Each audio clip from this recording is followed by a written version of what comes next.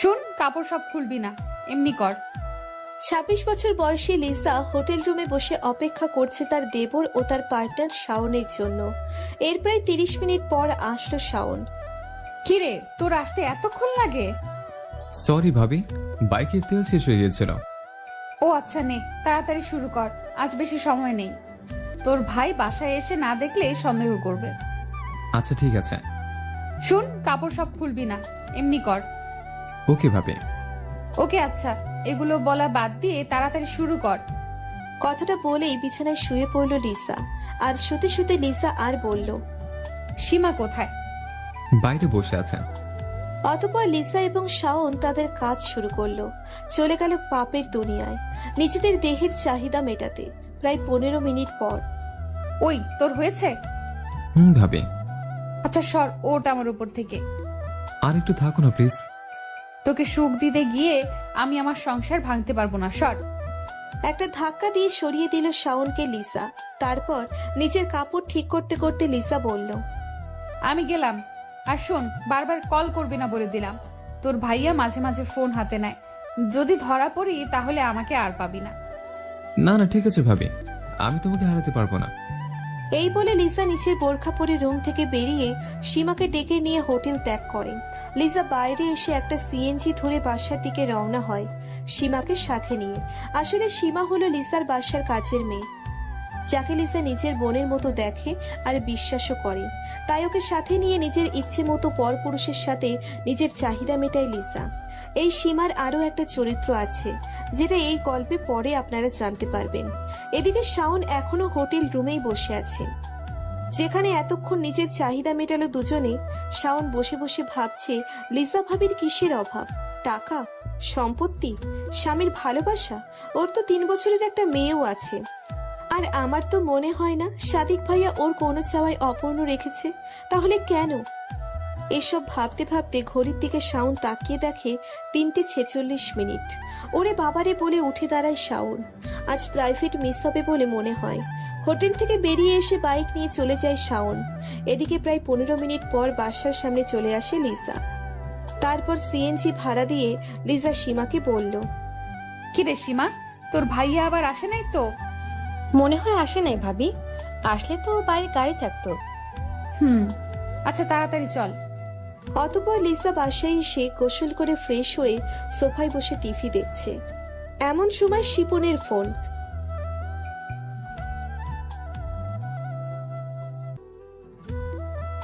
Lisa প্রথমে ধরল না, কিন্তু শিপনও নাছর বান্দা।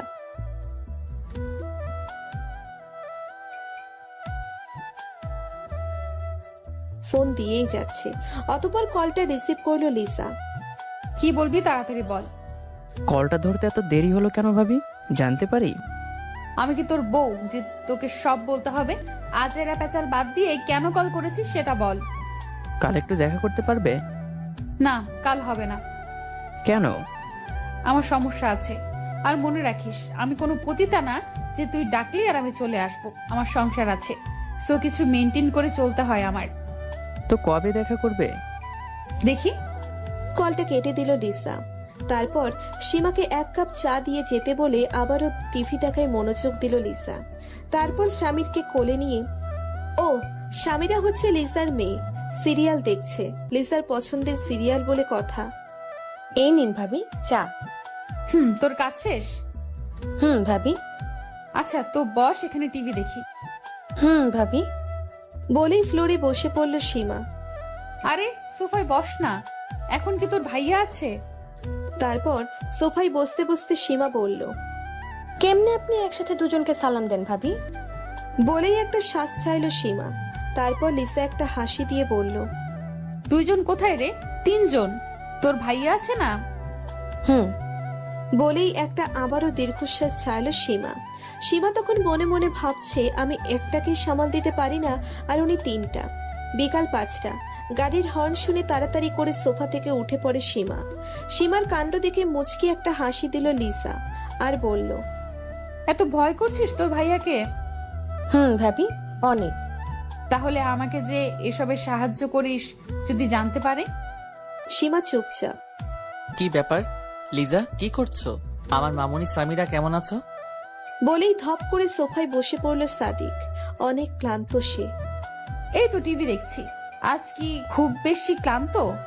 আর তোর অফিস তো 4টা বাজে শেষ হয়, তাহলে মাঝে মাঝে 5টা, 5:30, এমনকি কোনোদিন 6টাও বাজে বাসায় আসো কেন? অনেক কাজ থাকে তাই। আচ্ছা যাও, উপরে যাও, গিয়ে ফ্রেশ হয়ে নাও, আর বাহানা দিতে হবে না। তারপর লিসা নাস্তা রেডি করছে, আর এদিকে ওকে বলেই ওপরের দিকে হাঁটা দিল সাদিক। যা সীমা, তোর ভাইয়াকে নাস্তা দে। ওকে ভাবি, যাচ্ছি। এদিকে সাদিক উপরে গিয়ে ফ্রেশ হয়ে নিল, তারপর নাস্তার টেবিলে আসলো। কি রে সীমা, নাস্তা রেডি? ভাইয়া বসুন, দিচ্ছি। তারপর নাস্তা সেরে সাদিক নিচে লিসার কাছে চলে আসে। নাস্তা করছো? করলাম। আচ্ছা, সন্ধ্যা তো হয়ে এলো, বাজারে যাবা না? না, আজ যাব না। যা আছে তাই দিয়ে সীমাকে চালিয়ে নিতে বলো। এভাবেই দুজনে গল্প করতে করতে অনেকটা সময় কেটে গেল। এখন রাত 10টা। লিসা ওয়াশরুম থেকে ফ্রেশ হয়ে এসে নাইট ড্রেস পরছে আর সাদিককে দেখছে। সাদিক বসে ল্যাপটপে নিজের কাজ করছে। তারপর লিসা সাদিককে পেছন থেকে জড়িয়ে ধরে বলল, আর কত অফিসের কাজ করবা? ঘরে যে বউ আছে সেটা ভুলে গেছো? সাদিক নিজের কাজ রেখে লিসাকে হ্যাচকা একটা টান দিয়ে বিছানায় চেপে ধরলো আর বলল, না, ভুলি নাই। বলেই লিসার ঠোঁটে নিজের ঠোঁট ডুবিয়ে দিল। লিসাও নিজের স্বামীর সোহাগ চোখ বন্ধ করে উপভোগ করছে। এভাবে প্রায় 10 মিনিট চলতে থাকলো। তারপর হঠাৎ টেবিলে রাখা লিসার ফোনের মেসেজ টোনটা বাজতেই দুজনের চোখ সেদিকে গেল। তখন সাদিক কিছু বুঝে ওঠার আগেই লিসা ওকে আরো শক্ত করে জড়িয়ে ধরে, আবার ওর ঠোঁট ডুবিয়ে দেয় সাদিকের ঠোঁটে। সাদিকও সেদিকে খেয়াল না করে নিজের স্ত্রীর ভালোবাসায় ডুবে গেল। এভাবেই চলতে থাকে স্বামী স্ত্রীর পবিত্র ভালোবাসা। তারপর হঠাৎ গভীর রাতে ঘুম ভাঙে লিসার ঘুম ভাঙার পর লিসা সাদিকের দিকে তাকিয়ে দেখে সাদিক ঘুমাচ্ছে। লিসা উঠে ফোনটা নিয়ে দেখে শাওনের মেসেজ। তখন মনে মনে 101টা গালি দিল ওকে। সকালবেলা 8টা বাজে, ঘুম ভাঙে সাদিকের। লিসা এখনো ঘুমাচ্ছে। লিসার দিকে তাকিয়ে আছে সাদিক। ঘুমের মধ্যে লিসাকে নিষ্পাপ শিশুর মতো লাগছে।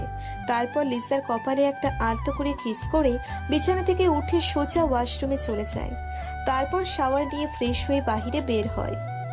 এদিকে লিসা এখনো ঘুমোচ্ছে দেখে সীমাকে ডেকে চা দিতে বলে নিউজ পেপারটা নিয়ে ব্যালকনিতে বসে পেপার পড়তে শুরু করলো সাদিক। সীমা চা দিয়ে গেল, আর সাদিক চায়ের কাপে চুমুক দিচ্ছে আর খবর পড়ছে। এদিকে লিসাও ঘুম থেকে উঠে গোসল সেরে আয়নার সামনে বসে সাজুগুজু করছে। সাদিক পেপার পড়া শেষে রুমে চলে আসে দেখে লিসা একটা নীল শাড়ি পরে আয়নার সামনে বসে আছে। লিসাকে নীল শাড়িতে একদম নীল পরীর মতো লাগছে, যা দেখে সাদিক নিজেকে আর কন্ট্রোল করতে পারেনি। লিসাকে পেছন থেকে জড়িয়ে ধরে ওর পিঠে নাক খুঁজতে লাগলো সাদিক। হঠাৎ সাদিকের স্পর্শে লিসা একটু কেঁপে উঠল এবং লিসারও রং পরিবর্তন হতে থাকলো। তারপর সাদিক বলল, আচ্ছা লিজা, তুমি এত সুন্দর কেন? তোমাকে যত দেখি ততই তোমার রূপে মুগ্ধ হয়ে যাই। আচ্ছা, তাই বুঝি? কেন, আগে কি সুন্দর লাগতো না? আসলে সেটা না, কিন্তু তুমি জানো দিন দিন আরো বেশি সুন্দর হয়ে উঠছো। সেটা কি জানো? হ্যালো মিস্টার, কয়টা বাজে? কেন? অফিসে যাবেন না? যাবো তো। তো আমাকে ছাড়েন আর অফিসে চলে যান। তোর সারাদিন অফিস আর অফিস, ভালো লাগে না?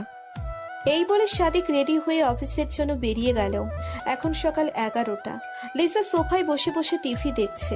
হঠাৎ করে এমন সময় নিলয়ের ফোন।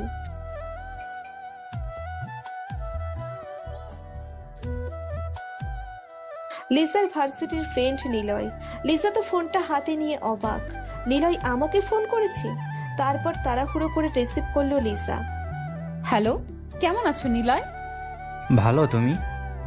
আমি ভালো কিনা সেটা তো জানোই। এসব এখন ভেবে আর লাভ কি? আচ্ছা বাদ দাও না ওসব। তুমি তো বিয়ে করেছো, তাই না? এসব এখন ভেবে আর লাভ কি? একটা ছেলে সন্তানও আছে, 6 মাস বয়স। আরে বাহ, তাহলে তো সুখেই আছো। আচ্ছা রাখছি, এখন অফিসে আছি। আচ্ছা, ভালো থেকো। টুট করে কলটা কেটে গেল। তার 7 দিন পর লিসা প্রতিদিনের মতো সোফায় বসে বসে টিভি দেখছে, কিন্তু লিসার যেন কিছুই ভালো লাগছে না। সেজন্য লিসা সীমাকে ডাক দিল একটু গল্প করার জন্য, কিন্তু সীমা বলল সে ব্যস্ত আর এদিকে লিসা বোরিং হয়ে বসে আছে। তাই মনে মনে ভাবলো একটু শপিং করলে কেমন হয়। শপিং করলে হয়তো মনটা ভালো হয়ে যাবে। যেই ভাবা সেই কাজ। দেরি হয়ে বেরিয়ে পড়লো শপিং করতে। যাবার আগে সীমাকে বলে গেল যে সাদিক আসলে যেন তাড়াতাড়ি নাস্তা রেডি করে ওকে খেতে দেয়। তারপর টানা 3 ঘন্টা ঘোরাঘুরি করে শপিং করার পর মার্কেট থেকে বের হয় লিসা। লিসা বের হয়েই দেখে শিপন সামনে দাঁড়িয়ে আছে। এজন্য লিসা শিপনকে পাশ কাটিয়ে যেতে চাইলো, কিন্তু তারপরেও শিপন লিসাকে দেখে ফেললো। কি খবর ভাবি, শপিং করলে? হুম। ভাবি তোমাকে আজ খুব সুন্দর লাগছে। একথা শুনে লিসা লজ্জায় চুপচাপ মাথা নিচু করে দাঁড়িয়ে আছে। আচ্ছা ভাবি চলো না, পাশে একটা হোটেল আছে। আজ পারবো না শিপন, তোর ভাইয়া বাসায় এসে পড়েছে মনে হয়। আরে ভাবি কিছু হবে না, চলো প্লিজ। না শিপন, আজ আমি পারবো না। বলেই চলে যেতে লাগলো লিসা। তখনই শিপন বলে উঠলো, কি বললে? পারবে না? তাহলে কি ভিডিও? লিসা থেমে গেল। শিপনও গ্রিন সিগন্যাল পেয়ে লিসাকে নিয়ে হোটেলে চলে গেল। এদিকে সাদিক বাসায় এসে বসে আছে, কিন্তু লিসার কোনো খবর নেই। কয়েকবার ফোন করলেও রিসিভ হয়নি, তাই একটু টেনশন হচ্ছে। সীমাকে বারবার প্রশ্ন করলেও সে বলে শপিং এ গেছে। আসলে সীমা এটা জানে যে লিসার দেরি হওয়ার কারণ কি, তাই সীমা টেনশন না করতে বলেই নিজের কাজ করছে। তারপর সন্ধ্যার কিছুক্ষণ পর বাসায় ফিরল লিসা। দাঁড়াও লিজা, কোথায় ছিলে এতক্ষণ? এই তো শপিং এ গিয়েছিলাম। কি 5 ঘন্টা লাগে তোমার শপিং করতে? লিসা চুপচাপ কোনো কথা না বলে উপরে চলে যাচ্ছে। সাদিকও লিসার পিছনে পিছনে উপরে গেল। লিসা রুমে গিয়ে ফ্রেশ হয়ে রুমে ঢুকতেই সাদিক আবারও প্রশ্ন করলো, কি হলো লিজা, আমার প্রশ্নের উত্তর দিচ্ছ না কেন? কি উত্তর দিব? কি উত্তর দিবা মানে? তুমি এতক্ষণ কি এমন কাজ করলে যে তোমার এত দেরি হলো বাসায় ফিরতে? সাদিক চিল্লাবা না, সামিরা পাশের রুমে পড়ছে। এমন সময় হঠাৎ লিসার ফোন বেজে উঠল। লিসা ফোনটা নেওয়ার আগেই সাদিক ফোনটা নিয়ে রিসিভ করে কোনো কথা না বলে কানে ধরেই অবাক হয়ে যায়, কারণ ওপাশ থেকে শাওন বলছে, কি ব্যাপার ভাবি, আজ নাকি তুমি শিপনকে টাইম দিয়েছো? তো আমাকে কি ভুলে গেছো? ওপাশে সাদিক চুপ। লিসা ফোনটা নেওয়ার কোনো চেষ্টাও করলো না, শুধু নিচের দিকে মাথা করে দাঁড়িয়ে আছে, কারণ সে সাদিকের মুখ দেখে বুঝে গেছে যে কলটা কে করছে। তারপর শাওন আবারও বলল, কি ব্যাপার ভাবি, কথা বলছো না কেন? ভাইয়া কি পাশে আছে? সাদিক এখনো চুপ করে সব শুনছে আর রেগে ফুলে উঠছে। আর লিসা মাথা নিচু করে দাঁড়িয়ে আছে ঠিকই, কিন্তু মুখে কোনো অনুশোচনা বা ভয়ের ছিটেফোঁটাও নেই লিসার মনে। ওপাশ থেকে আবারও বলে উঠল, ও বুঝছি, আচ্ছা রাতে মেসেজ দিও, এখন রাখি। বলেই লাইনটা কেটে দিল শাওন। এসব কি লিজা, কতদিন থেকে চলছে এসব?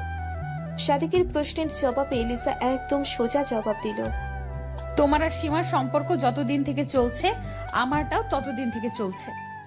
সাদিক লিসার এমন কথা শুনে রীতিমতো অবাক। কি সীমা আর আমার সম্পর্কে লিজা সব জানে? কি অবাক হচ্ছে তো? অবাক হওয়ার কিছু নেই, কারণ সীমা আমার কথাতেই এসব করছে। এসব কিছুই আমার প্ল্যান, কিন্তু আমি এসব কেন করেছি জানতে চাও? হঠাৎ লিসার এমন কথা শুনে সাদিক পুরো থ হয়ে গেল। কি বলছে এসব লিসা? আর লিসার কথাতেই এসব করছে সীমা, কিন্তু কেন? সাদিক তখন নিশ্চুপ হয়ে বিছানায় বসে পড়ল আর বসে বসে ভাবছে, আমি জানতাম একজন স্ত্রী তার সবকিছুর ভাগ অন্য কাউকে দিতে পারলেও কিন্তু তার স্বামীর ভাগ সে কখনো কাউকে দিতে চায় না, এমনকি দেয়ও না। কিন্তু লিসা নিচে থেকে সীমাকে আমার কাছে পাঠিয়েছে। সাদিক এসব কিছুতেই যেন বুঝতে পারছে না লিসা এসব করলো কেন। তারপর কিছুক্ষণের জন্য সাদিক ভুলেই গেছে যে একটু আগে সে তার বউ লিসার পরকীয়া সম্পর্কে জানতে পারলো, কারণ সাদিকের মাথায় শুধু একটাই প্রশ্ন ঘুরছে, লিসা আসলে কেন সীমাকে আমার কাছে পাঠালো। তখন সাদিকের মনে পড়তে থাকে সীমার সাথে কাটানো প্রথম সেই দিনের কথা, যেদিন সীমা নিজেই এসেছিল সাদিকের কাছে। আজ সাদিক কিছুটা বুঝতে পারছে সীমা কেন সেদিন নিজে থেকে সাদিকের সাথে ওসব করতে চেয়েছে। প্রিয় বন্ধুরা, চলুন শর্টকাট সে ঘটনা জেনে নেওয়া যাক। সেদিন যখন সাদিক আর লিসার বিয়ের 3 বছর চলছিল, তখনও স্বামীর জন্ম হয়নি। লিজা একটু কাজের জন্য বাইরে যায়। বাসায় শুধু সাদিক আর সীমা ছিল। সাদিক রুমে বসে কাজ করছিল আর সীমা বারবার রুমে আসা যাওয়া করছিল, কিন্তু সাদিকের সেদিকে কোনো মনোযোগ ছিল না। সে তার মতো কাজ করছিল। তার কিছুক্ষণ পর সীমা সাদিকের সামনে এসে বসে। এমনি এমনি কিছু প্রশ্ন করতে লাগলো। এই যেমন, কি করছেন, কেন করছেন, এখন আপনার মুড কেমন, এই সব। আর সাদিকের দিকে তাকিয়ে মিটমিটিয়ে হাসছিল। ওর হাসির মধ্যে একটা চাহনি ছিল, যেটা সাদিক কেন যেন কোনো পুরুষই বুঝতে পারত। সাদিকও বুঝতে পারে, কিন্তু সে কোনো রিয়াক্ট করে নাই, কারণ ওর এসবের মধ্যে কোনো ইন্টারেস্ট ছিল না। এভাবে অনেকক্ষণ চলতে থাকে, কিন্তু সীমা এমন কিছু কাজ করছিল যা দেখে কোনো পুরুষই আর ঠিক থাকতে পারল না। সাদিক তাহলে কিভাবে পারবে? সেও পারল না। সারা দিল সীমার ইশারায়, তবে এক শর্তে, ও যেন কাউকে কিছু না বলে। সেই থেকে প্রায়ই তারা লিসাকে লুকিয়ে দেখা করত, কিন্তু ওসব যে লিসার প্ল্যান ছিল তা ভুলেও সাদিক বুঝতে পারেনি। কি হলো সাদিক, বসে আছো কেন? লিসার কথাই বাস্তবে ফিরল সাদিক। হ্যাঁ বলো। আমি বলবো নাকি তুমি বলবে? আমি আর কি বলবো, তুমি তো সবই জানো। আর আমি তো এই গল্পের মাস্টার মাইন্ড না, আমিও তোমার হাতের পুতুল এই গল্পে, তাই তুমিই বলো। কিন্তু এটা কেন করেছি সেটা জানো? না, সেটাই জানতে চাচ্ছি। সাথে তুমি, শাওন, শিপন এদের সাথে সম্পর্ক রাখছো কেন সেটাও। সাদিক, তোমার দুইটা প্রশ্নের উত্তর একটাই আমার কাছে। আমি এগুলো করেছি তার কারণ অনেকটা তুমি, হ্যাঁ অনেকটা তুমি, আর কিছুটা আমার ভাগ্য। আর সবচেয়ে বড় কারণটা হলো একটা মেয়ের চাহিদা, আকাঙ্ক্ষা, ইচ্ছা, শখ, সাধনা, এই সব কিছু পূরণের জন্য। আর একটা কথা কি জানো, আমি আসলে এসব করতে চাইনি, কিন্তু করতে বাধ্য হয়েছি। অনেক ভেবেছি, তারপর পা বাড়িয়েছি। এদিকে সাদিক লিসার কথা যতই শুনছে ততই যেন অবাক হচ্ছে। কি বলছো এসব লিজা? তুমি বাধ্য হয়ে করেছো মানে? আমি কি তোমাকে কখনো অপূর্ণ রেখেছি? হ্যাঁ রেখেছিল, হ্যাঁ তুমি অপূর্ণ রেখেছো। আর কি অপূর্ণ রাখছো জানতে চাও? তারপর লিসা কোনো কথা না বলে সাদিকের হাত ধরে সাদিককে টেনে পাশের রুমের দরজার কাছে নিয়ে গেল। নিয়ে গিয়ে পাশের রুমে বসে বসে পড়তে থাকা স্বামীরের দিকে আঙ্গুল তুলে দেখিয়ে দিয়ে বলল, ওই মেয়েটাকে দেখছো? ও তো আমাদের মেয়ে সামিরা। আমার এসব করার পেছনে আর একটা কারণ হচ্ছে ওই পিচ্চি মেয়েটা। হোয়াট? সাদিক, কিন্তু প্লিজ সাদিক, এখান থেকে চলো। সামিরা এখন অনেকটা বড় হয়ে গেছে। সামিরার 4 বছর এখন। তাই আমি চাই না ও এসব শিখুক, ও এসব শুনুক। আর আমি চাই না তোমার আমার কোনো কিছুই আমার মেয়ের জীবনকে প্রভাবিত করুক। তাই চলো, রুমে চলো। আর ডিনারের টাইম তো হয়ে এসেছে, তাই চলো সবাই আগে ডিনার করে নেই, তারপর তোমাকে সব বলবো। হ্যাঁ, আজ আমি বলবো তোমাকে। তারপর সবাই যে যার মতো ডিনার সেরে নিল। লিসা, সাদিক, স্বামীরা, সীমা সবাই ডিনার সেরে স্বামীরাকে ঘুম পাড়িয়ে দিয়ে লিসা রুমে চলে আসলো। সাদিক আগে থেকেই বসেছিল রুমে। লিসা রুমে প্রবেশ করতেই সাদিক একটু নড়ে চড়ে বসলো, আর লিসাও এসে বসে পড়লো। কেউ কিছু বলছে না, দুজনেই চুপ। এভাবে প্রায় 20 মিনিট চলে গেল। তারপর লিসা উঠে 1 গ্লাস পানি পান করলো, আর সাদিককে বলল, তুমি পানি খাবে? না থাক, আমার পানির পিপাসা পাইনি। ওকে। এবার বলো। বলছি। আচ্ছা সাদিক, ছেলেরা তার বউয়ের কাছ থেকে কি চায় বলো তো? কেন জানো না? প্রশ্ন করো কেন? যা জানতে চাচ্ছে তাই বলো। একটা ছেলে তার বউয়ের থেকে সবচেয়ে বেশি যেটা আশা করে সেটা হলো অধিক বিশ্বাস আর ভালোবাসা। আর মেয়েরা? মেয়েরা কি চায় তার স্বামীর থেকে? মেয়েরাও সেটাই চায়, ট্রাস্টিং, কেয়ারিং, শেয়ারিং, এসব। কিন্তু মেয়েরা যে এসবের থেকেও আরেকটা জিনিস বেশি চায়, সেটা কি জানো? না, কি চাই বলো তো? সেটা হলো একটা বাচ্চা। সাদিক, তুমি দুনিয়ায় এমন কোনো মেয়ে পাবে না যে মেয়ে মা হতে চায় না। সব মেয়েই চায় তার একটা বাচ্চা হোক, আর সেটা যে কোনো মূল্যে। আর মা হবার ইচ্ছাটা এতই অদ্ভুত যে দেখো না, খবরের কাগজে বাচ্চা প্রসব করতে গিয়ে কত মেয়ে মারা যায়। তবুও কোনোদিন কোনো মেয়ের মুখে শুনেছো যে সে বলেছে আমি মা হব না? লিসার কথা শুনে সাদিক কিছুটা থ হয়ে গেল। মনে মনে ভাবছে, লিসা তো সত্যি কথাই বলছে। এত কিছুর পরেও মেয়েদের মা হবার আকাঙ্ক্ষা কমে না। তারপর আবার দুজন কিছুক্ষণের জন্য চুপ, কেউ কিছু বলছে না। তার ঠিক 10 মিনিট পর নীরবতা ভেঙে লিসা বলল, আচ্ছা সাদিক, তুমি কি জানো সামিরা কার মেয়ে? কার আবার? আমাদের মেয়ে, মানে তোমার আর আমার মেয়ে। না সাদিক, সামিরা আমার মেয়ে সেটা ঠিক, কিন্তু তোমার না। মানে? সামিরার বাবা তুমি নাও, ওর বাবা অন্য কেউ। হোয়াট? তো কে সামিরার বাবা, বলো আমায়। বলছি, সামিরা আমার আর শাওনের মেয়ে, কিন্তু শাওন সেটা জানে না। এবার সাদিক আর বসে থাকতে পারল না, উঠে দাঁড়িয়ে বলল, লিজা, তুমি কি ইয়ার্কি করছো আমার সাথে? না সাদিক, আমি একদম ইয়ার্কি করছি না। সামিরা সত্যিই শাওনের মেয়ে। কিন্তু কিভাবে? কিভাবে সেটা আমি তোমাকে বোঝাতে পারবো না সাদিক, কিন্তু তুমি মানো আর না মানো সত্যি এটাই। আর সত্যি কথা বলতে, তুমি বাবা হবে কেমন করে? তুমি তো কোনোদিন বাবা হতেই পারবা না। এবার সাদিক লিসার কথা শুনে থমকে গেল আর প্রচন্ড রেগে গিয়ে বলল, what? Just stop talking like this. Liza, তুমি তোমার পাপ ঢাকার জন্য আমাকে এভাবে দোষ দিতে পারো না। আমি সত্যিটাই বলছি, আর আমি যা বলছি তা সত্যি। Okay fine. আচ্ছা বলো, তুমি জানলে কিভাবে যে আমি বাবা হতে পারবো না? কিভাবে জানলাম?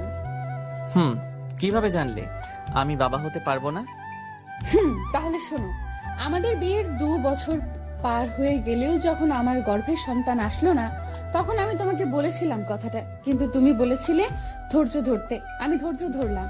এভাবে আরো 6 মাস চলে যায়, কিন্তু কোনো সাড়া পাচ্ছিলাম না আমি। তাই আমি বাধ্য হয়ে অনেকবার বেবি স্টিক দিয়ে টেস্টও করিয়েছি, কিন্তু আমি বারবার হতাশ হই। আর হ্যাঁ, তোমার মনে আছে সাদিক, তোমাকে নিয়ে আমি একদিন ডাক্তারের কাছে গিয়েছিলাম, আর তোমার আর আমার ব্লাড স্যাম্পল দিয়ে আসছিলাম ডাক্তারের কাছে। তারপর আরো অনেক টেস্ট করাই আমরা। হ্যাঁ মনে আছে। আছে, ভালো কথা, কিন্তু তুমি তো তখন বলেছিলে অন্য কথা। বলেছিলাম, কারণ আমি আগে শিওর হতে চেয়েছি যে সমস্যাটা তোমার নাকি আমার। তো তারপর কি হলো? ডাক্তার কি বলেছে? 7 দিন পর রিপোর্ট আসে। ডাক্তার রিপোর্ট দেখে বলে আমার কোনো সমস্যা নাই, কিন্তু উনি তোমার ব্যাপারে কনফিউশনে ছিলেন, আর উনি আমাকে আমাদের দাম্পত্য জীবন নিয়েও কিছু প্রশ্ন করেন। এই যেমন আমরা একসাথে থাকি কিনা, প্রাইভেট প্রশ্নই বলতে পারো। তারপর আমি সব বলে দেই যে তুমি আমাকে কোনো কমতি রাখো নাই, আর তুমি ফিজিক্যালি অনেক স্ট্রং, আমাকে সুখিয়ে রেখেছো। এসব শুনে উনি কিছুটা অবাক হন, কারণ উনি রিপোর্ট দেখে বললেন তোমার তেমন কোনো সমস্যা নাই, যা আছে তা সামান্য। তবে তাহলে বাচ্চা আসতেছে না কেন? তারপর ডাক্তার সাহেব কিছুক্ষণ ভেবে বলেন আপনি আরো কিছুদিন ধৈর্য ধরুন, হয়তো সমস্যাটা এমনি এমনি সেরে যেতে পারে। তারপর আমি আবারও 6 মাস অপেক্ষা করি, কিন্তু কোনো সাড়া পাচ্ছিলাম না। আমি কি করব ভেবে পাচ্ছিলাম না। এজন্য আমি আমার কিছু বন্ধুদের কল করে বলি, কিন্তু ওরা বলে ডিভোর্স নিতে। কিন্তু তোমার সাথে ডিভোর্স নিতে হলে তো তোমায় কোনো কারণ দেখাতে হবে।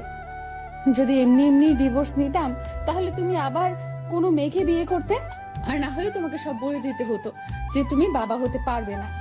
এতদিন থেকে আমরা সংসার করে বুঝেছি তোমার মতো স্বামী সবার কপালে জোটে না। তুমি আমার সব চাহিদা মিটিয়েছো, সব চাওয়া পূরণ করেছো, আর আমি তোমাকে ভালোভাবেই চিনি। তুমি এসব জানার পর অফিসের কাজকর্ম সব ছেড়ে দিতে।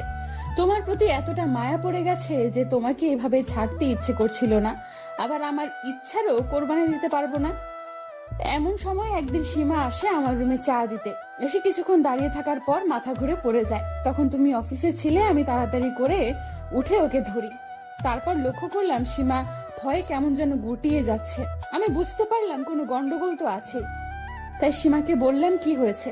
ও প্রথমে না বললেও পরে বলল ও অন্তঃসত্ত্বা। আমি তো এটা শুনে অবাক, কিন্তু ওর বাচ্চার বাবা কে সেটা বলতে চাচ্ছিল না ভয়ে। তারপর প্রথমে আমি তোমাকে সন্দেহ করি, কিন্তু পরে মনে পড়ে তোমার সমস্যার কথা। তাই ওকে এটা সেটা ভয় ভীতি দেখিয়ে জানতে পারলাম ওর সন্তানের বাবা শাওন। এ কথা শুনে আমি পুরো থ হয়ে যাই। এরা আমার বাসায় এসব করছে আর আমি জানি না। যাই হোক, সেদিন রাতে আমি আর ঘুমাতে পারলাম না, কি করব এই টেনশনে। তারপর হঠাৎ মাথায় একটা বুদ্ধি আসলো। মনে মনে ভাবলাম আমাকে যে করে হোক মা হতে হবে। যেহেতু তুমি সেটা পারবে না, তাই ভাবলাম সীমা এবং শাওনকে ব্যবহার করব। পরের দিন শাওনকে ফোন দিতে যাব, তখনই শাওন নিজে থেকে আমাকে ফোন করে আর একটা সমস্যায় পড়েছে বলে আমার কাছে হেল্প চায়।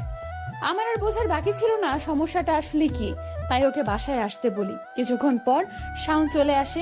তারপর ও বলার আগেই আমি ওকে সব বলি, আর এও বলি যে আমি ওকে হেল্প করব, কিন্তু একটা শর্তে। আমি শাওনকে বলি তোমাকে হেল্প করতে পারি, কিন্তু আমার একটা শর্ত আছে। তারপর শাওন আগে পিছে না ভেবে বলে, ঠিক আছে ভাবি, তুমি যা বলবা তাই করব, কিন্তু আমাকে বাঁচাও প্লিজ। এবার বলো কি করতে হবে, বল তোকে কিভাবে সাহায্য করতে পারি। যদিও লিসা জানে লিসাকে কি বলবে শাওন। ভাবি, সীমার পেটের বাচ্চাটা নষ্ট করতে হবে। ভাবি, আমি ওকে বিয়ে করতে পারবো না, আর সীমাও রাজি নষ্ট করতে। সীমা জানে সব। আমরা দুজনে শুধু নিজেদের চাহিদা মিটিয়েছে, কিন্তু ভুলবশত বাচ্চাটা চলে এসেছে। আর সীমা জানে না কিভাবে অ্যাবর্শন করতে হয় বা কি কি করতে হয়। তুমি শুধু ওকে একটু হেল্প করবা, ডাক্তারের কাছে নিয়ে যাবো প্লিজ। ও এই কথা, আচ্ছা আমি দেখছি, তুই যা এখন, আমি সীমার সাথে কথা বলে দেখি। আচ্ছা ভাবি, ঠিক আছে। বলেই চলে গেল শাওন। তারপর আমি কিছুক্ষণ পর সীমার সাথে কথা বলি এবং সীমাও দেখলাম রাজি বাচ্চা নষ্ট করতে, কারণ সীমা জানে শাওন সীমাকে কখনো বিয়ে করবে না। আর সবচেয়ে বড় কথা হচ্ছে, শাওনের মতো সীমার মুখেও একই কথা, চাহিদা মেটানো। ওরা দুজন শুধু নিজেদের চাহিদা মিটিয়েছে। আর যেহেতু ওরা এই বাচ্চাটাকে নিয়ে চিন্তিত, সেহেতু আমি সেটারই ফায়দা নিলাম। আমি সীমাকেও বললাম যে হেল্প করব, কিন্তু শর্ত আছে। এবার শাওনের মতো সীমাও শর্তে রাজি। আমি যেন যা করতে চাচ্ছি সবই হচ্ছিল। তারপর কি করলে? তারপর আর কি, সীমার অ্যাবর্শন করালাম এবং আমি শিবার সুস্থ হবার অপেক্ষা করতে লাগলাম। তারপর কিছুদিন পর বুঝতে পারলাম সীমা এখন সম্পূর্ণ সুস্থ। তাই প্রথমে সীমাকে শর্তের কথা বলি। ওকে বলি যে আমার শর্ত হলো তোকে আর তোর স্যারের সাথে ফিজিক্যাল সম্পর্ক করতে হবে। কথাটা শুনে ও প্রথমে একটু চমকে যায়, কারণ ও কোনো মেয়ে এই কথা বলতে পারে। সীমা হয়তো সেটা এক্সপেক্ট করে নাই এবং কল্পনাও করতে পারে নাই। তাই কোনো স্ত্রী যে তার স্বামীর ভাগ অন্য কাউকে দেবে সেটা তার ধারণার বাইরে ছিল। সো সীমা যেহেতু কথা দিয়েছিল, তাই রাজি না হয়ে পারেনি। এবং আমি জানতাম ও রাজি হবে, কারণ যে মেয়ে নিজের ইচ্ছায় শাওনের সাথে ফিজিক্যাল রিলেশন করতে পারে, আর যাই হোক ওর শারীরিক চাহিদা অনেক। আচ্ছা, কিন্তু শাওনকে রাজি করালে কিভাবে? আমি জানি ও খুব ভালো ছেলে। কি ভালো ছেলে? তোমার মামাতো ভাই হচ্ছে 1 নম্বর লুচ্চা, বুড়ি থেকে ছেড়ি কাউকে ছাড়ে নাই। আর যে ছেলে কাজের মেয়ের সাথে ওসব করে সে আবার ভালো হয় কিভাবে? আর ও আমাকে কতবার লাইন মেরেছে তুমি জানো? আর আমি জানতাম শাওন আমাকে পছন্দ করে। আমাকে কাছে পাওয়া মানে শাওনের চাঁদ হাতে পাওয়ার মতো ছিল। আমি শুধু একদিন ওকে ইশারা করছি মাত্র, আর তাতেই কাজ হয়ে যায়। আর এইভাবেই শুরু তোমার ও আমার অন্য কারোর সাথে সহবাস। তুমি তো সীমার সাথে ভালোই কাটাতে, তাই আমি কোথায় যাই কি করি এইসবের খুব একটা খেয়াল রাখুনি। রাতে তো দুজনকেই ভালোই সামাল দিতে তুমি। আচ্ছা বুঝলাম, তাহলে শিপনকে তোমার প্রয়োজন হলো কেন? শিপনকে আমার কোনো প্রয়োজন হয়নি, বরং আমিও প্রয়োজন হয়ে যাই। মানে? বললাম না, তোমার কাজিন শাওন 1 নম্বরের লুচ্চা, ওর জন্যই আমার শিপনকেও খুশি করতে হয়। আমি ঠিক বুঝলাম না লিজা। বুঝো নাই? তাহলে শোনো বলছি। আমার প্ল্যান ছিল আমি যখন বুঝতে পারবো যে আমি অন্তঃসত্ত্বা, তখন আমি শাওনের সাথে সব রকম যোগাযোগ বন্ধ করে দিব এবং সীমাকেও বলবো চলে যেতে আমার বাড়ি থেকে। আমার প্ল্যান বাচ্চা পেটে আসলে সব শেষ। আর সব কিছু আমার প্ল্যান মতোই চলতে থাকলো। কিন্তু একদিন আমি সকালে বসে চা খাচ্ছিলাম, হঠাৎ তখন আমার বমি বমি ভাব হয়। আমি তাড়াতাড়ি করে ওয়াশরুমে চলে যাই, কিন্তু বমি হয় না। তারপর ওয়াশরুম থেকে আসতে মাথা ঘুরে পড়ে যাই, আর তারপর দুপুরে হুঁশ ফেরে। আমার হুঁশ ফেরার পর সীমার কাছে জানতে পারি আমি নাকি ফ্লোরে পড়েছিলাম। ও এসে তুলে আমাকে, তারপর আমার সব মনে পড়ে। আর আমি তাড়াতাড়ি করে বাথরুমে গিয়ে বেবি স্টিক দিয়ে টেস্ট করি, দেখলাম পজিটিভ। সেদিন আমি অনেক খুশি হয়েছিলাম, কারণ অনেক কষ্টের পর আমি দেখা পেলাম সেই দিনের, যে দিনের জন্য আমি এতটা অপেক্ষা করেছি।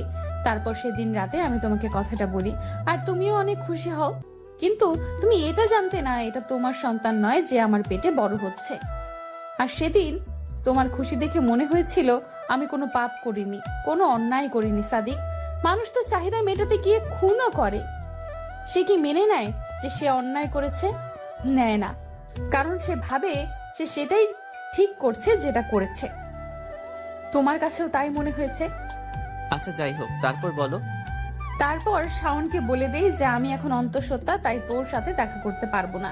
কিন্তু আমি ওকে এটা বলিনি যে আমার পেটে সন্তান ওর, কারণ আমি সামিরাকে তোমার পরিচয়ে বড় করতে চেয়েছিলাম। আর যখন সীমাকে তাড়িয়ে দেব ভাবলাম, তখনই মনে পড়লো এখন আমি তো বেশি কাজ করতে পারবো না, তাই একজনকে আমাদের প্রয়োজন, তাই সীমাকেও রেখে দিলাম। তারপর সামিরার জন্ম হলো। তুমি আমি দুজনেই অনেক খুশি আর অনেক আনন্দ করে চলে আসি আমাদের এই ছোট্ট ফ্ল্যাটটাতে। তারপর সামিরার যখন 1 বছর পূর্ণ হলো, তখন কিছুদিন পর হঠাৎ একদিন শাওন আমাকে ফোন করলো। আর আমি শাওনকে সোজা বলে দিই আমি ওর সব করতে পারবো না, কিন্তু শাওন অনেক রিকোয়েস্ট করে শেষবারের জন্য দেখা করতে। আমি ওর না করলাম না, দেখা করতে হোটেলে চলে যাই। আর গিয়ে দেখি শাওন বসে আছে। আমাকে দেখে ও উঠে আসে আর এক টানে আমাকে ওর বুকে টেনে নেয়। তারপর ওর চাহিদা মেটানোর পর আমি যখন ক্লান্ত হয়ে শুয়ে আছি, এমন সময় শিপন ঢুকলো রুমে। আমি তো শিপনকে দেখে অবাক হয়ে বিছানার চাদর টেনে নিজেকে কোনো রকম ভাবে ঢেকে নেই। আর শাওনের দিকে তাকিয়ে দেখি ও হাসছে। তারপর আমি অবাক হয়ে শাওনকে প্রশ্ন করলাম, শাওন, শিপন এখানে কেন? তারপর শাওন হেসে উত্তর দিল। ভাবি, ওরও চাহিদা একটাই। কথাটা বলেই শাওন বিছানা থেকে উঠে গেল। আমি উঠতে পারছি না লজ্জায়, কারণ আমার শরীরে কোনো কাপড় ছিল না, তাই বিছানায় বসে আছি। এই সময় শিপন বিছানায় বসতে বসতে বলল, কি ভাবি, আমাকে পছন্দ হয়নি? তারপর আমি শিপনকে অনুরোধ করলাম যেন আমাকে ছেড়ে দেয়, কিন্তু শিপন কোনো কথা না বলে ওয়াশরুমে চলে যায়। আর আমি এই ফাঁকে কাপড় পরে নেই। শিপন ওয়াশরুম থেকে ফিরে এসে দেখে আমি কাপড় পরছি। তারপর আমার কাপড় পরা দেখে শিপন বলল, ভাবি, আর কি ইচ্ছে নাই করার? তারপর লিজা তাদের অনুরোধের সুরে বলল। কেন এমন করছিস তোরা আমার সাথে? তারপর শিপন বলল, ভাবি, তুমি ভাইয়াকে ঠকিয়ে শাওনকে খুশি করতে পারো, আর আমি কি দোষ করেছি শুনি?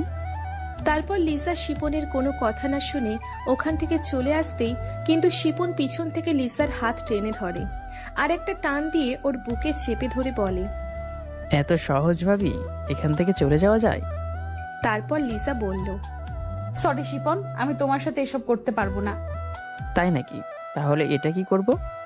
একটা ভিডিও দেখিয়ে আমি ভিডিওটা দেখার সাথে সাথে আমার পায়ের নিচ থেকে মাটি সরে যায়, কারণ ভিডিওটা ছিল আমার আর শাওনের। এমন মুহূর্তে আমি কি বলবো কিছু বুঝতে পারছিলাম না। আমি জানতাম শাওন বাজে ছেলে, কিন্তু এতটা বাজে সেটা বুঝিনি। লিজা কাঁদছে আর বলছে। আচ্ছা, তারপর কি হলো? মাথা নিচু করে সাদিক আবারও প্রশ্ন করলো।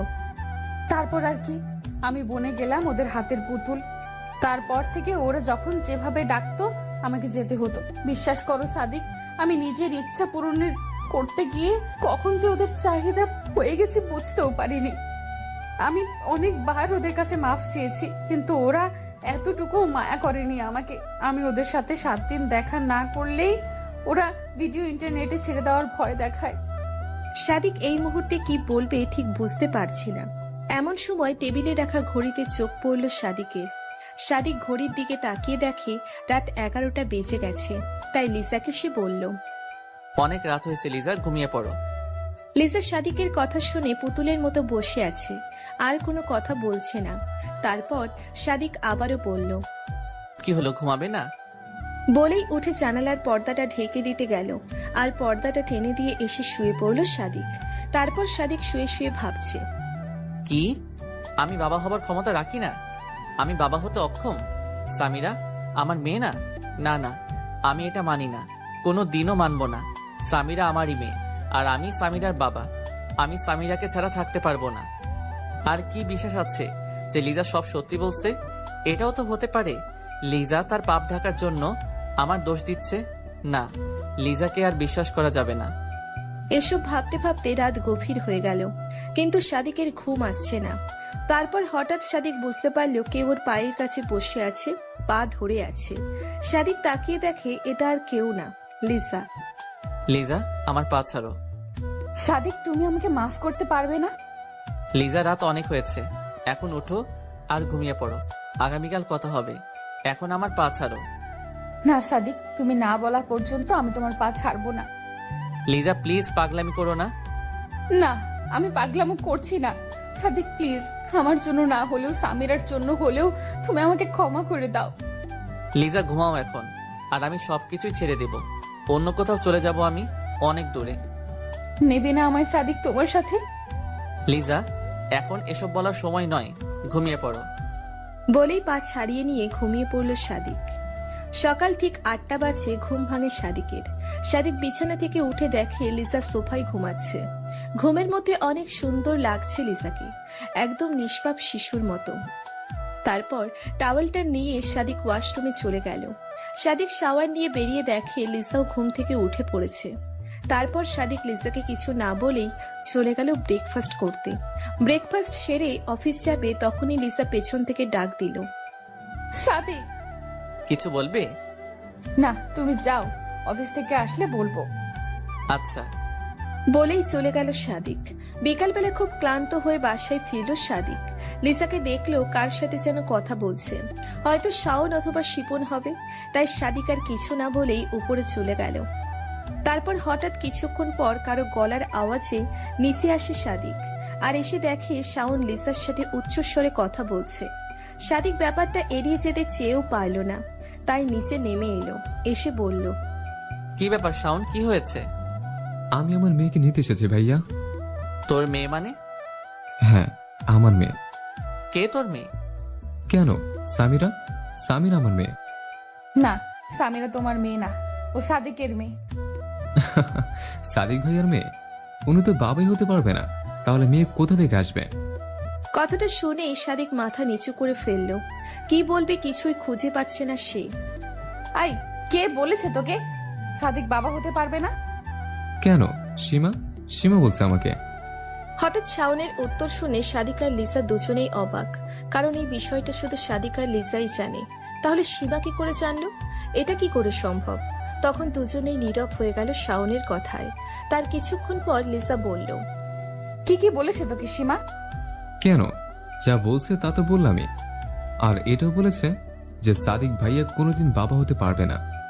এবার লিসা পুরো হতভম্ব হয়ে গেল, কারণ এসব নিয়ে সে সাদিকের সাথে গতকাল রাতে কথা বলছে। আর এরই মধ্যে সীমা জেনে গেল, কিন্তু কিভাবে? ওদিকে সাদিক মাথা নিচু করে ভাবছে, এটাই ছিল আমার প্রাপ্য। আমার স্ত্রীর থেকে সন্তানের দাবি করছে তার প্রেমিক, সেটাও আমার মুখের উপর। একজন পুরুষের কাছে এর চেয়ে লজ্জার আর কি হতে পারে? দেখ শাওন, আমি ঠিক জানি না সীমা তোকে কি এবং কেন বলছে, কিন্তু সত্যি এটাই যে সামিরা সাদিকের মেয়ে। যে কোনোদিন বাবাই হতে পারবে না সে সামিরার বাবা কিভাবে সম্ভব? দেখ শাওন, আমরা এমনিতেই ঝামেলার মধ্যে আছি, তাই তুই চলে যা বলছি এখন। ভাবি, আমি এখানে থাকতে আসিনি। সামিরাকে দাও, আমি চলে যাচ্ছি। এদিকে সাদিক এখনো চুপ, কারণ সাদিক এখনো বুঝতে পারছে না সীমা এসব জানলো কিভাবে। দেখ শাওন, সামিরাকে তুই কোনো দিনই পাবি না, কারণ সামিরা আমার আর সাদিকের মেয়ে। আর তুই এটা মেনে নে এবং এখান থেকে চলে যা। ভাবি, আমি সামিরাকে না নিয়ে কোথাও যাব না। আচ্ছা, কি প্রমাণ আছে যে সামিরা তোর মেয়ে? এত বড় গলা করে তুই বলছিস সামিরা তোরই মেয়ে। প্রমাণ আমি নিজেই আর সীমা। আর ভাইয়া, তুমি কেমন পুরুষ? তুমি অন্য কোনো মেয়েকে নিজের মেয়ে বলো? দেখ শাওন, আমি তোকে এই বিষয়ে এখনই কিছু বলতে চাই না, তবে হ্যাঁ, আমি বাবা হতে অক্ষম না, এটা জেনে রাখিস। আচ্ছা, তার মানে তুমি বলতে চাচ্ছ সামিরা তোমার মেয়ে? তারপর সাদিক কিছু বলতে যাবে, তখনই লিসা বলল, শাওন, তুই যাবি এখান থেকে নাকি দারোয়ান দিয়ে বের করে দিব? ঠিক আছে, আমি যাচ্ছি। তবে হ্যাঁ, আমি যাচ্ছি বলে এটা ভেবো না যে আমি হাল ছেড়ে দিয়েছে। সামিরা আমার মেয়ে, আর আমি ওকে নিয়ে যাবই। এই বলে চলে গেল শাওন। এদিকে সাদিক সোফায় বসে পড়ল, আর লিসা ঠাই দাঁড়িয়ে আছে। সন্ধেবেলা স্বামীরার স্কুল ও প্রাইভেট শেষে স্বামীরাকে পিক করে বাসায় নিয়ে আসে সীমা। আর স্বামীরা বাসায় ঢুকেই আপু বলে দৌড়ে গিয়ে সাদিকের গলা ধরে গালে চুমু খেয়ে বলল, কি হয়েছে আপু, তোমার মন খারাপ কেন? না আম্মু, ও কিছু না। তোমার স্কুল প্রাইভেট কেমন হলো? ভালো আব্বু। সাদিক মনে মনে ভাবছে, স্বামীরার কাছে আসলেই আমার মন ভরে যায়, আমার সব শূন্যতা দূর হয়ে যায়, সব ক্লান্তি দূর হয়ে যায় ওর মুখটা দেখলে। ও আমার কাছে আসলেই যেন আমি সব ভুলে যাই। তাহলে কি করে স্বামীরা আমার মেয়ে না হয়? আর অন্য কারো মেয়ের প্রতি তো এরকম ফিলিংস আসার কথা না, আর আসবেও না। ওদিকে সীমা এবং লিসা দুজনেই দাঁড়িয়ে থেকে সাদিক আর স্বামীরাকে দেখছিল। তারপর লিসা বলল, সীমা, এদিকে আয়। জি ভাবি, বলেন। আম্মু, তুমি তোমার আব্বুর সাথে উপরে যাও। আমি আসতেছি, কেমন? সাদিকও বুঝতে পারলো লিসা কি মিন করছে, তাই ও সামিরাকে নিয়ে উপরে চলে যায়। এবার বল সীমা, আমি তো কি ক্ষতি করেছি যার জন্য তুই আমার এত বড় ক্ষতি করতে চাচ্ছিস? একটু অবাক হয়ে সীমা বলল, ক্ষতি মানে? দেখ সীমা, এখন ন্যাকা সাজার চেষ্টা করিস না। তুই শাওনকে কি জন্য বলেছিস যে শাওন সামিরার বাবা? ভাবি, আপনি কি বলছেন এসব? আপনি ঠিক আছেন তো? পানি খাবেন নাকি ভাইয়া কিছু বলেছে? দেখ সীমা, আমি জানি তুই গভীর জলের মাছ, আর তুই আর শাওন মিলে নিশ্চয়ই কিছু একটা করছিস। সেটা এতদিনে না বুঝলেও আজ আমি হাড়ে হাড়ে টের পাচ্ছি। কিন্তু আমাকে শুধু এটা বল, তুই সব করছিস কেন? কেন আমার সংসারটা ভাঙতে চাচ্ছিস? আর হ্যাঁ, আমি জানি আসল দোষটা আমার, আমি দোষী। আমি শাওনের কাছে গিয়েছিলাম নিজের চাহিদা মেটানোর জন্য, কিন্তু সেটার সাথে সামিরার সম্পর্ক কি? আর এসব আমি সাদিকের সাথে প্রায় সব কিছু ঠিক করে নিয়েছিলাম। আমি জানতাম সাদিক আর যাই করুক না কেন আমাদের কখনো ছেড়ে যাবে না, এই বিশ্বাসটা আমার ছিল। কারণ সাদিক সামিরা আর আমাকে অনেক ভালোবাসে, আর সাদিক কোনো কারণেও সামিরাকে হারাতে চায় না। তাহলে তুই মিটে যাওয়া ঝামেলা কেন আবার নতুন করে শুরু করলি? তুই কি বুঝতে পারছিস না তুই আমার সাথে আরো 2টা জীবন নষ্ট করছিস? আর তুই একবারও সাদিকের মুখের দিকে তাকিয়ে দেখেছিস কি দোষ ছিল ওর? ওকে কেন কষ্ট দিতে চাচ্ছিস তুই? তোকে তো বোন ডেকেছিলাম আমি, তাহলে কেন? ভাবি, বিশ্বাস করেন, আমি সত্যি কিছু বুঝতে পারছি না। আপনি এসব আমাকে কেন বলছেন?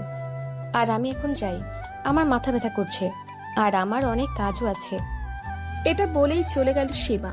লিসাও আর ওকে আটকানোর চেষ্টা করলো না, কারণ সত্যের উপর কোনো জুলুম চলে না, সে তার আপন গতিতেই চলে।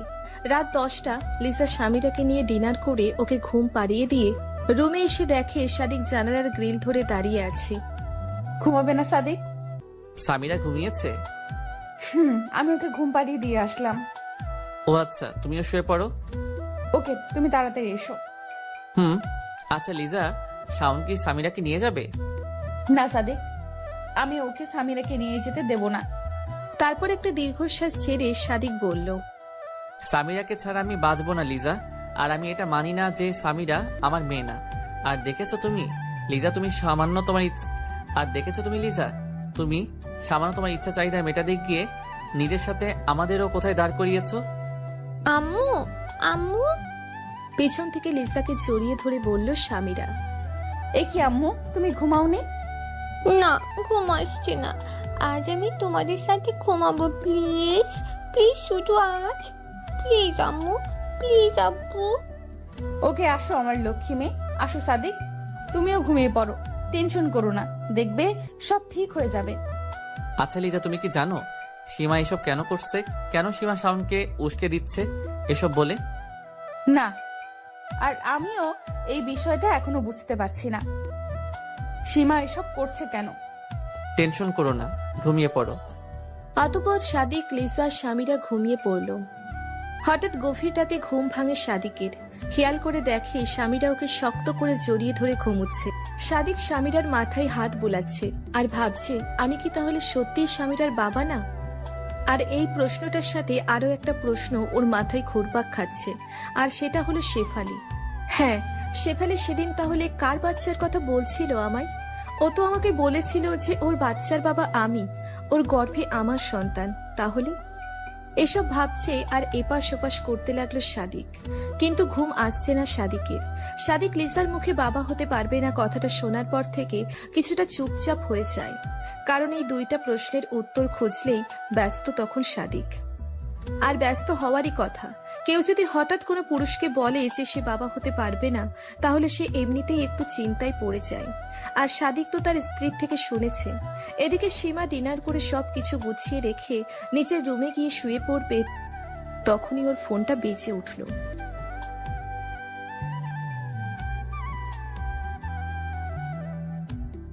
তারপর সীমা মোবাইল হাতে নিয়ে দেখে শাওনের কল।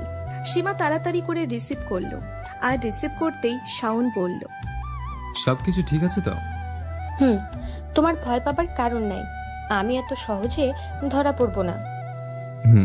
আচ্ছা ঠিক আছে, এখন রাখি। আরে দাঁড়াও, কথা আছে। কি বলবে বলো। তুমি হঠাৎ করে মাঝপথে আমাকে ছেড়ে যাবে না তো?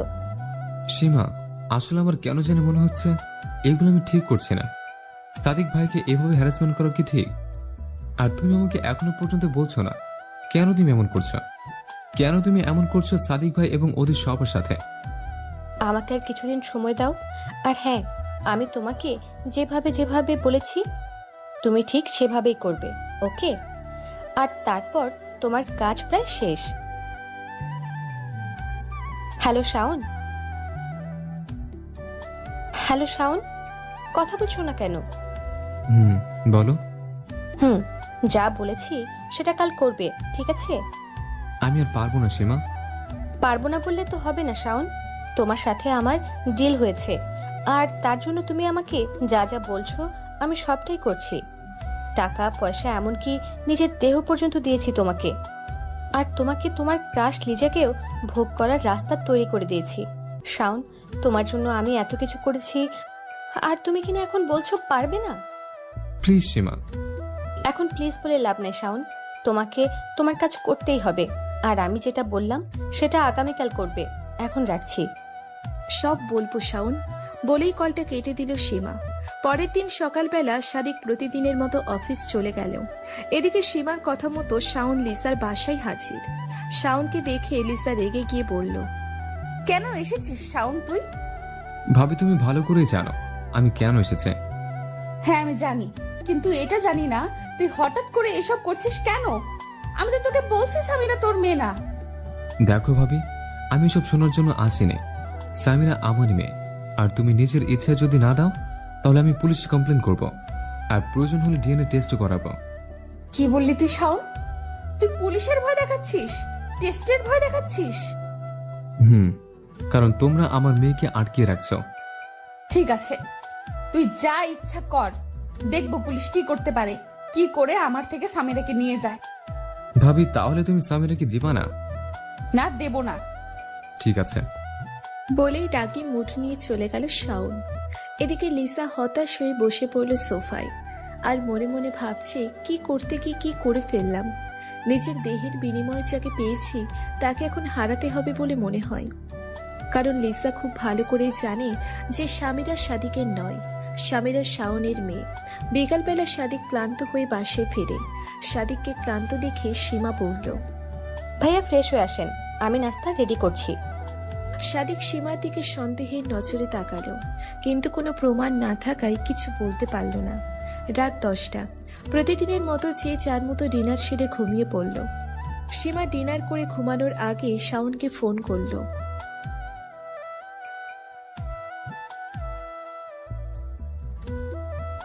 হ্যালো। গুড শাওন, আজ কিন্তু ফাটিয়ে দিয়েছো। তুমি আজ চাইলে হাসতে পারো। না সীমা, পারবো না। ও মা, তাই নাকি? চাঁদ আজ কোন দিকে দিয়ে উঠেছে? হ্যাঁ, যে ছেলে ছুরি থেকে বুড়ি কাউকে ছাড়ে না, সে আজ বলছে পারবে না। সরি সীমা, আজ নিজেকে খুব অপরাধী মনে হচ্ছে। নিজের শারীরিক চাহিদা মেটানোর নেশায় আমি অনেক নিচে নেমে গেছে। প্লিজ আমাকে মুক্তি দাও সীমা। তুমি চাইলে এখন আর সেটা সম্ভব না শাওন, কারণ তুমি এখন পুরোপুরি ফেসে গেছো। ওপাশে শাওন চুপ। কি হলো শাওন, কথা বলো। সীমা কেন করছে এমনটা? দেখো শাওন, এখন কথা ঘুরিয়ে লাভ নেই। আগামীকাল সাদিক ভাইয়া বাসায় ফিরবে, আর তুমি সকাল সকাল চলে আসবে। হতে পারে কালকে এই গল্পের ইতি টানবো। কি ইতি টানবে তুমি সীমা? আর এই গল্পে তোমার আসল চাহিদাটা কি, একটু বলবে প্লিজ? কাল সব জানতে পারবে শাওন, আমি এখন রাখছি। শাওন চুপ। তারপর সীমা শাওনের চুপ থাকা দেখে লাইনটা কেটে দিল। এদিকে লিসা সাদিককে শাওন এসে যা যা বলেছে সব বলে দিল। আর সাদিক এগুলো শুনে রেগে গিয়ে বলল, ঠিক আছে, তাই হবে। কি হবে? আমি ডিএনএ টেস্টই করাবো। কিন্তু সাদিক। কোনো কিন্তু নয় লিজা, আমি আর এই টানাপোড়েনের মধ্যে থাকতে চাই না। তাই আমাকেও এই বিষয়টা ক্লিয়ার হতে হবে। কারণ তুমি যতই বলো না কেন, আমি এটা মানতে পারবো না যে আমি বাবা হতে পারবো না। তাই আমি নিজেই এই টেস্ট করাবো। পরের দিন সকালবেলা শাওন আবারও আসলো সাদিকের বাসায়। শাওনকে দেখে সাদিক বলল, চল শাওন, আজ তুই যা চাইবি তাই হবে। কিন্তু ভাইয়া, আজ আমি তোমাকে কিছু বলতে চাই। এখন আর কোনো কথা নয় শাওন, আজ আমারও প্রুফ চাই, চল। ভাইয়া একটু দাঁড়াও প্লিজ। সীমা দূর থেকে দাঁড়িয়ে দাঁড়িয়ে সব দেখছিল। সাদিক শাওনের আর কোনো কথা না শুনে টানতে টানতে নিয়ে গেল। লিসাও আর কিচ্ছু বলল না। বাইরে বের হয়ে সাদিক ওর গাড়ি বের করে শাওনকে নিয়ে হসপিটালে চলে গেল। গিয়ে ডক্টরকে দুজনের স্যাম্পেল দিয়ে দিল। কিন্তু স্বামীরার ডক্টরের এমন প্রশ্নে সাদিক বলল সেটা একটু পর এসে দিয়ে যাবে। তুই এবার যেতে পারিস শাওন। কিন্তু ভাইয়া, আমার একটা কথা শুনবা তো? তোর কোনো কথা শোনার ইচ্ছা নাই আমার। এখন যা, রিপোর্ট আসলে আমি তোকে খবর দিব। কিছুক্ষণ পর বাসায় ফিরল সাদিক। লিসা সাদিককে দেখে দৌড়ে গেল ওর কাছে। গিয়ে সাদিকের গায়ে হাত রেখে বলল, কি করলে সাদিক? সাদিক লিসার হাতটা ঝটকা দিয়ে সরিয়ে দিয়ে কোনো কথা না বলে উপরে চলে গেল। বিকালবেলা সাদিক স্বামীর স্যাম্পেলও দিয়ে আসলো ডক্টরের কাছে। আর তার কিছুদিন পর রাতে ব্যালকনিতে দাঁড়িয়ে আছে সাদিক। এমন সময় ওর ফোনটা বেঁচে উঠল।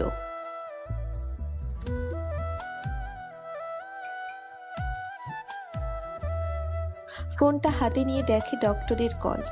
রিসিভ করলো সাদিক। হ্যালো, জি স্যার, বলুন। আপনার রিপোর্ট চলে এসেছে। আগামীকাল যে কোনো সময় এসে নিয়ে যাবেন। তারপর সাদিক কলটা কেটে দিল। বুকের ভেতর দুরু করেছে। কি হবে যদি রিপোর্টে এটা আসে যে স্বামীরা শাওনের মেয়ে? কি করে মুখ দেখাবে? তারপর সাদিক নিজেকে শক্ত করে নিয়ে বলল, যা হবার হবে, কিন্তু এই যন্ত্রণার হাত থেকে তো মুক্তি পাবো। এদিকে শাওনও কিছুটা চিন্তায়। মনে মনে ভাবছে সীমার পাল্লায় পড়ে খুব বড় ভুল করে ফেলেছে। এসব ভাবতেই শাওনের মোবাইলটা বেজে উঠল।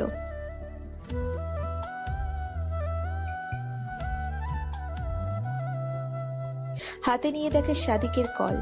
রিসিভ করতেই সাদিক বলল, আগামীকাল আমার বাসায় চলে আসবি 10টার দিকে। এদিকে সাদিকের ফোন পেয়ে শাওনের টেনশন আরো বেড়ে গেল। সাথে সাথে সীমাকে ফোন দিল শাওন।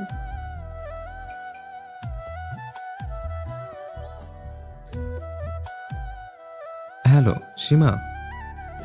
বলো। এখন আমি কি করব? আমার খুব টেনশন হচ্ছে। আমি আগামীকাল সব বলে দেব। তোমার বলতে হবে না, আমি বলে দেব। কারণ এখন আমার বলার সময় হয়েছে। তুমি শুধু কাল আসবে, যা করার আমি করব। পরের দিন সকালবেলা সাদিক অফিসে না গিয়ে হসপিটাল থেকে রিপোর্ট আনতে চলে গেল। তারপর রিপোর্ট নিয়ে বাসায় চলে আসে সাদিক। এসে দেখে লিসা, শাওন, সীমা সবাই বসে আছে। আর সাদিকের হাতে রিপোর্ট দেখে লিসার বুক কেঁপে উঠল। কারণ সে শিওর যে রিপোর্টে নিশ্চয়ই সাদিকের জায়গায় শাওনের নাম আছে। তাই লিসাকেও কিছু বলার আগেই সাদিকের হাত থেকে রিপোর্টের খামটা কেড়ে নিতে চাইল, কিন্তু সাদিক তা হতে দিল না।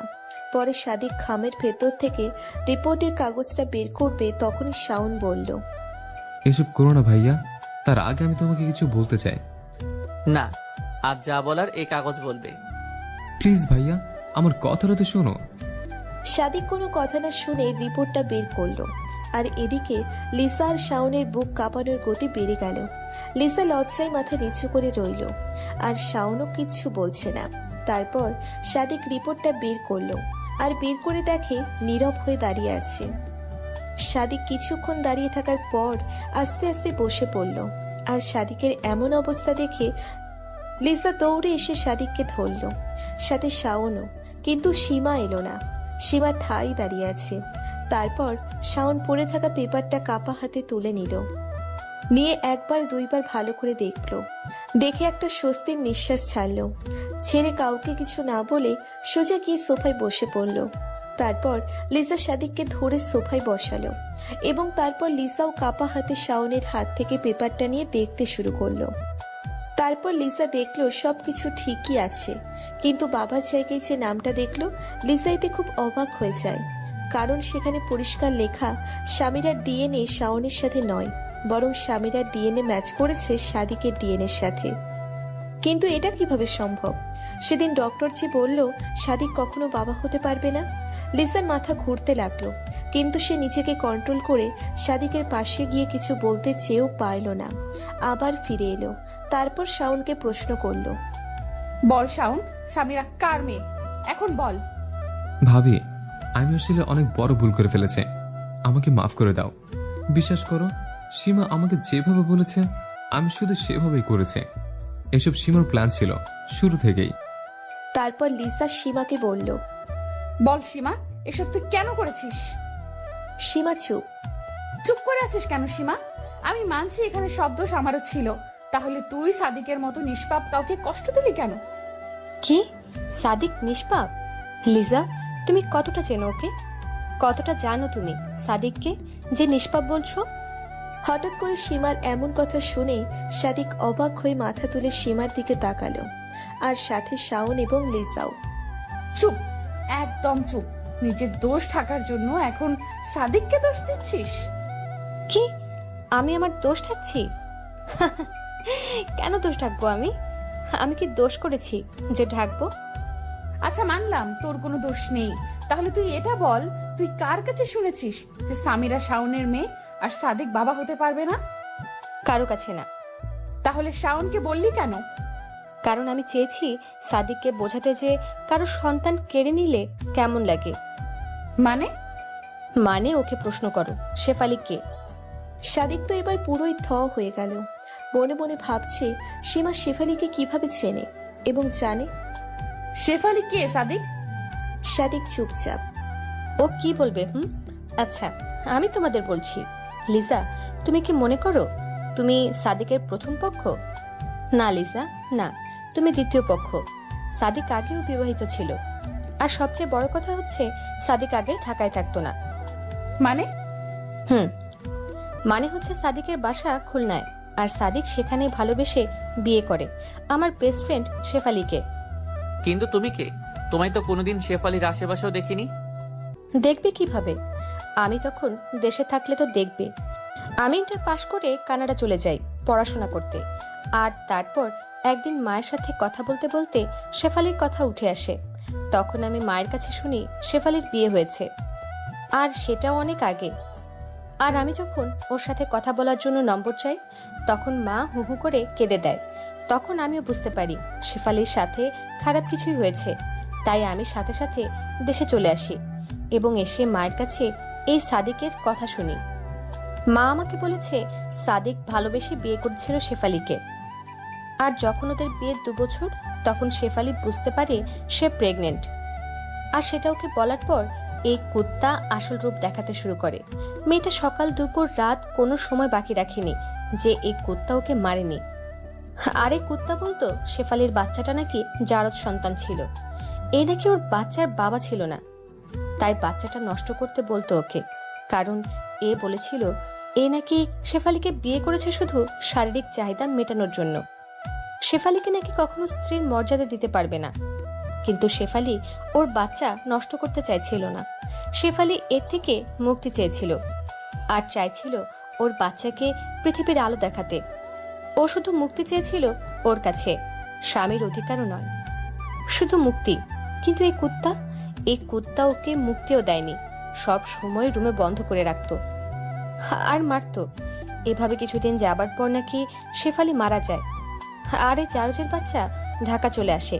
আমি মায়ের মুখে এসব শুনে সারাদিন কেঁদেছি, কিন্তু পরে ভাবলাম আমি কেন কাঁদছি? কাঁদবে তো এই কুত্তার বাচ্চা। তাই খুলনা থেকে সব প্ল্যান করি, তারপর ঢাকা চলে আসি। এসে শুনি এ আবার বিয়ে করছে, তাই অনেক কষ্টে তোমাদের বাসা খুঁজে পাই। তারপর তোমাদের বাসায় চাকরানির কাজটা নেই, আর তারপর শুরু করি আমার কাজ। তোমাকে শাওনের সাথে মিথ্যা নাটক করে লাগিয়ে দেই, কারণ আমার প্ল্যান ছিল ফাঁকা বাসায় এই জারজটাকে খুন করব। কিন্তু পরে ভাবি ওকে খুন করে কি হবে? খুন করলে যদি এর মতো মানুষরূপী জানোয়ারগুলো ভালো হতো, তাহলে একে রাস্তার উপর কুপিয়ে খুন করতাম, কিন্তু সেটা তো আর হবে না। তাই একে এভাবে শাস্তি দিতে চেয়েছিলাম। আর শাওনের সাথে আমার কোনো সম্পর্ক ছিল না, সব ছিল আমার প্ল্যানের অংশ মাত্র। কিন্তু আমি কেন প্রেগনেন্ট হলাম না? আর ওই ডাক্তার যে বলল? তুমি প্রেগনেন্ট হওনি, কারণ আমি তোমাকে নিয়মিত পিল দিতাম চায়ের সাথে। আর ওই ডাক্তারও আমার দুলাভাই ছিল। দুলাভাই আমার কথাতেই তোমাকে এসব বলেছিল। তাহলে শাওনকে কিভাবে হাতে নিলে? শাওনের মতো মেয়ে খেকোদের হাতে নিতে সময় লাগে নাকি? আর লিজা, তুমি হয়তো জানো না, শাওন তোমার লোভে এসব করতে রাজি হয়ে যায়, যদিও শাওন আগে পুরোটা জানতো না। শাওন অবাক হয়ে বসে আছে, কোনো কথা বলল না। এমন সময় সাদিকের বাসার সামনে একটা গাড়ির হর্ন শুনতে পায় সবাই। আর তখনই সীমা বলে ওঠে, আমার চলে যাবার সময় হয়েছে, আমি আসি। আর হ্যাঁ সাদিক, পারলে আমায় ক্ষমা করে দিও আর নিজেকে শুধরে নিও। শাওন, তুমিও। আসি আমি। বলেই চলে গেল সীমা। সীমার পিছনে পিছনে শাওনও চলে গেল। আর সাদিক লিসা বসে আছে। সাদিক মনে মনে ভাবছে, এই চাহিদা ইচ্ছে জিনিসটা আসলেই বড় অদ্ভুত। সৎ ইচ্ছে বা চাহিদা হলে আপনি হবেন সাকসেস, আর যদি অসৎ ইচ্ছা হয় তাহলে আপনাকে এমন জায়গায় নিয়ে গিয়ে দাঁড় করাবে যা আমি কখনো কল্পনাও করতে পারবেন না, যা আপনি কখনো কল্পনাও করতে পারবেন না। আর এই গল্পে সবাই একটু হলেও দোষী। এখানে সাদিক লিসাকে বা লিসা সাদিককে কেউ কারো দিকে আঙ্গুল তুলে বলতে পারবে না তুমি দোষী। সব চরিত্রেরই একটা না একটা চাহিদা ছিল। তবে লিসা নিজেকে ভেবেছে যে সে এই গল্পের রচয়িতা, কিন্তু লিসাকেও অবাক করে দিয়ে সীমা প্রমাণ করেছে যে মানুষ যেটা ভাবে সেটা সবসময় ঠিক হয় না। সীমার এ কেমন প্রতিশোধ, যেখানে ও নিজেকে এভাবে বিলিয়ে দিল? আর লিজার এই কেমন মা হওয়ার তীব্র ইচ্ছা, যেখানে পর পুরুষের সঙ্গে অবৈধ সম্পর্ক চালিয়ে গেল বছরের পর বছর। গল্পটা তো সবাই শুনলেন, এইবার নিজেদের অপিনিয়ন দিবেন। নতুন নতুন গল্প শুনতে আমাদের চ্যানেলটি সাবস্ক্রাইব করে বেল বাটনে ক্লিক করুন।